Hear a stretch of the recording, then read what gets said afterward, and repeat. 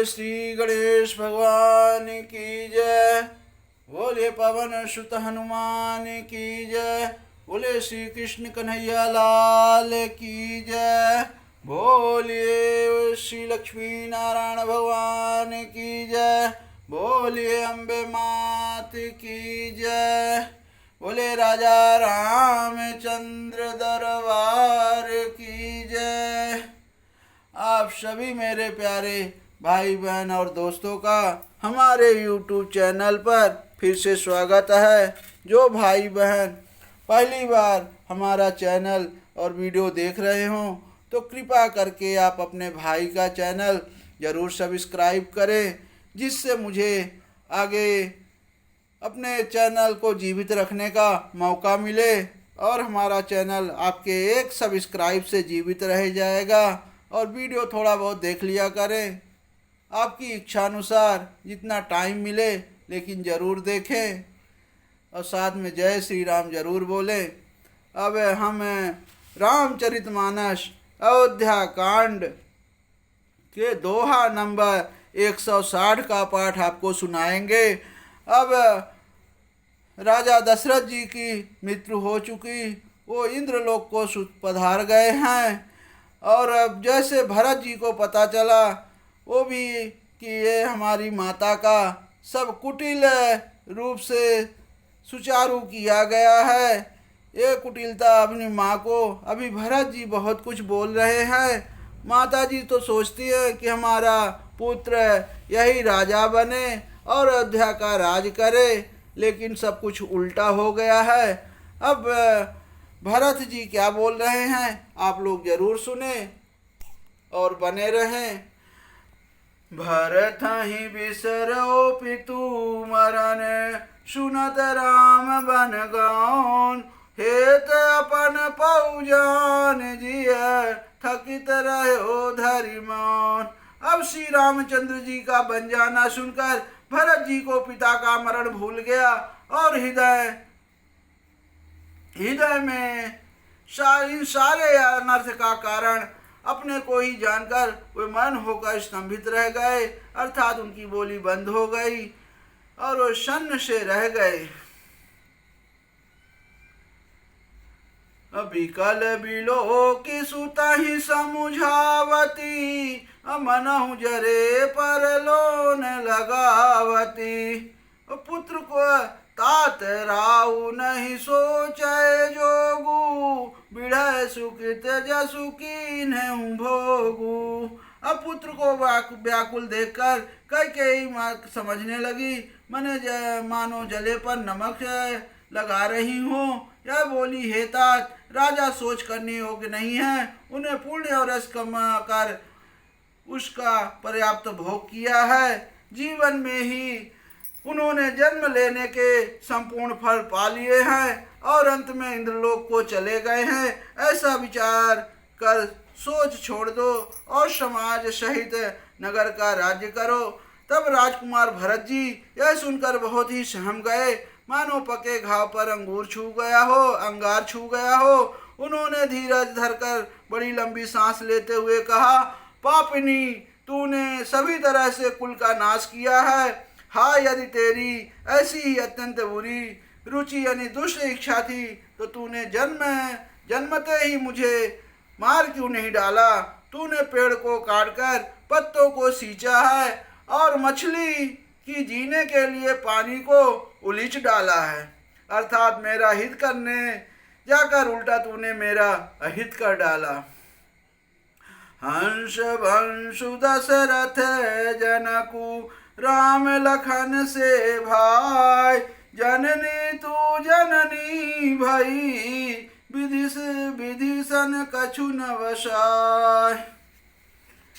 अब मुझे सूर्यवंश का दशरथ जी से सरीखे पिता और राम लक्ष्मण से भाई मिले, पर हे जननी, मुझे जन्म देने वाली माता तू हुई, क्या किया जाए, विधाता से कुछ भी बस नहीं चलता है।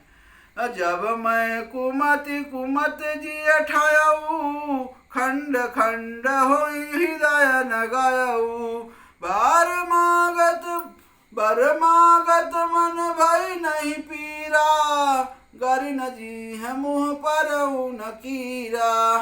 अरे कुमति, भरत जी क्या बोल रहे हैं माता कैकेयी को? अरे कुमति, जब तूने हृदय में यह बुरा विचार ठाना, उसी समय तेरे हृदय में टुकड़े टुकड़े क्यों ना हो गए? वरदान मांगते समय तेरे मन में कुछ भी पीड़ा नहीं हुई, तेरी जीभ गल नहीं गई, तेरे मुंह में कीड़े नहीं पड़ गए। अब देखिए, ये सब देवताओं का किया हुआ कार्य है। भगवान श्री रामचंद्र को वनवास तो जाना ही था, लेकिन नाम लग गया कैकेयी का। अब कैकेयी के और मंथरा जी के मन में तो जीभ में सरस्वती माता का निवास था। अब जैसा वो कराएंगी वैसा वो करेंगी, लेकिन आज अपने पुत्र का गाली तो खा ही रही हैं। अब शब्द बहुत बोल रहे हैं, लेकिन क्या करें, उनका भी कुछ कहा नहीं जा सकता। भूप प्रतीत तोर किम कीन्ही, मरण काल विधमति हरि लीनी। विधुन नार हृदय गति जानी, सकल कपट अग अवगुण खानी। अब भरत जितने कटु वचन बोल रहे हैं, राजा ने तेरा विश्वास कैसे कर लिया? जान पड़ता है विधाता ने मरने से समय उनकी बुद्धि हर ली थी। स्त्रियों में हृदय की गति यानी विधाता भी नहीं जान सके, वह संपूर्ण कपट पाप और अवगुणों की खान है।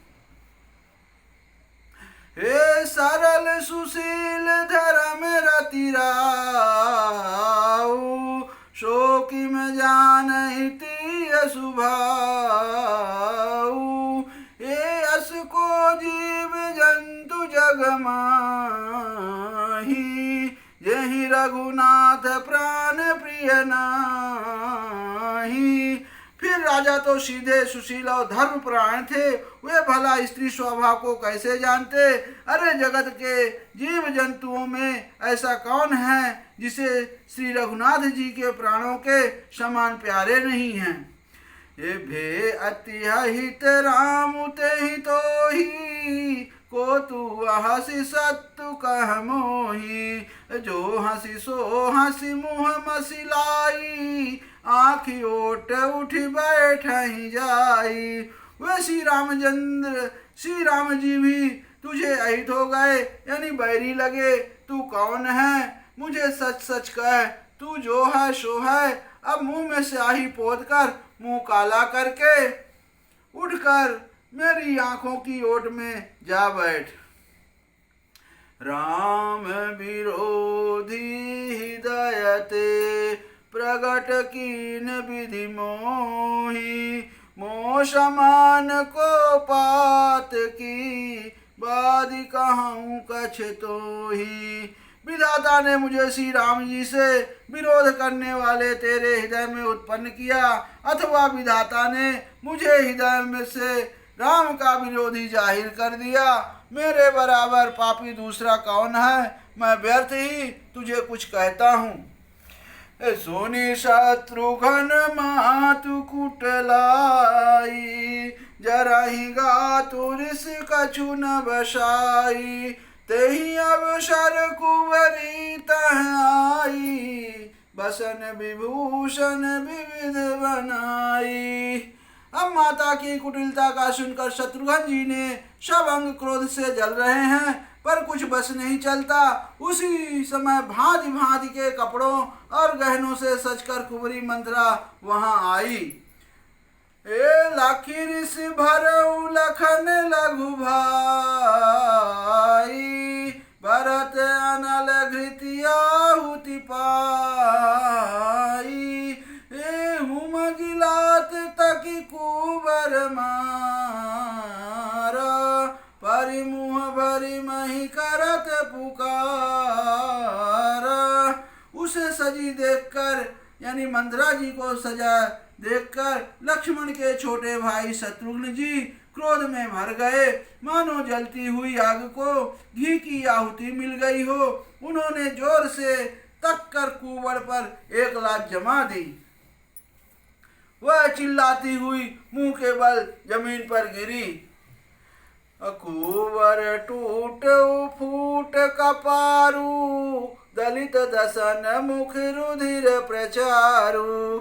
आह दाई मैं काह न सावा, करत नीक फलुआ न इस पावा। अब जो कुंवरी माता थी मंथरा, वो भी देवलोक की अप्सरा थी, लेकिन उसको ऋषि का श्राप के वजह से इस कुंवर रूप में धरती पर जन्म लिया, और रूप भी सुंदर नहीं था। अब उसका कार्य भगवान ने पहले से ही सोचकर उसे उन्हें यहाँ धरती पर भेजा हुआ है। अब उसका कुंवर टूट गया, कपाल फूट गया, दांत टूट गए और मुंह से खून बहने लगा। वह कराहती हुई बोली, हे देव, मैंने क्या बिगाड़ा जो भला करते बुरा फल पाया। असुनि रिपुन लखी नख सिख खोटी, लगे घसीटन धरी धरी झोटी। भरत दया निधि दीन छड़ाई, कौशल्या पहिगे दो भाई। अब बहुत अच्छी कथा चल रही है, आप लोग बने रहें और सुनते रहें। उसकी यह बात सुनकर और उसके नक्शे सिखा तक दुष्ट जानकर शत्रुघ्न जी झोंटा पकड़ पकड़ कर उसे घसीटने लगे। जब दयानिधि भरत जी उसको छुड़ा दिया और दोनों भाई तुरंत कौशल्या जी के पास गए। मलिन बसन विवरण विकल, कृष शरीर दुख भार। कनप कनक कलप पर बेलिबन, मानहु हनि तुषार। अब कौशल्या जी मैले वस्त्र पहने हैं, चेहरे का रंग बदला हुआ है, व्याकुल हो रही हैं, दुख के बोझ से सारा शरीर सूख गया है। ऐसी दिख रही हैं मानो सोने की सुंदर कलपलता को मन में पाला मार गया हो।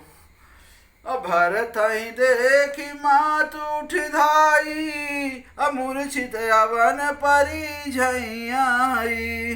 देखत भरत विकल भय भारी, परे चरण तन दशा विसारी। अब भरत को देखते ही माता कौशल्या जी उठ दौड़ी, पर चक्कर आ जाने से मूर्छित होकर पृथ्वी पर गिर पड़ी। वह देखते ही भरत जी बड़े व्याकुल हो गए और शरीर की सुध बुलाकर चरणों में गिर पड़े।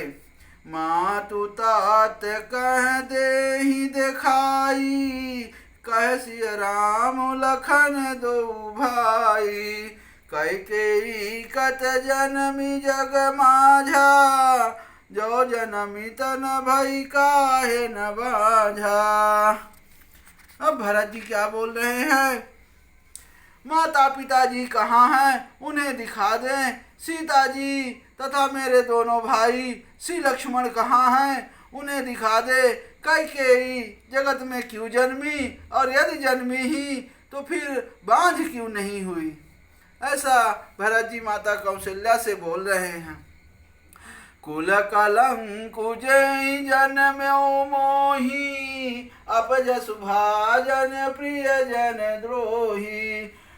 कोटि भुवन मोहि सरिसिय भागी, गति असि तोरी मातु जेहि लागी। जिसने कुल के कलंक, अपयश के भाड़े और प्रियजनों के द्रोही मुझे जैसा पुत्र उत्पन्न किया, तीनों लोकों में मेरे समान अभागा कौन है, जिसके कारण हे माता तेरी यह दशा हुई है।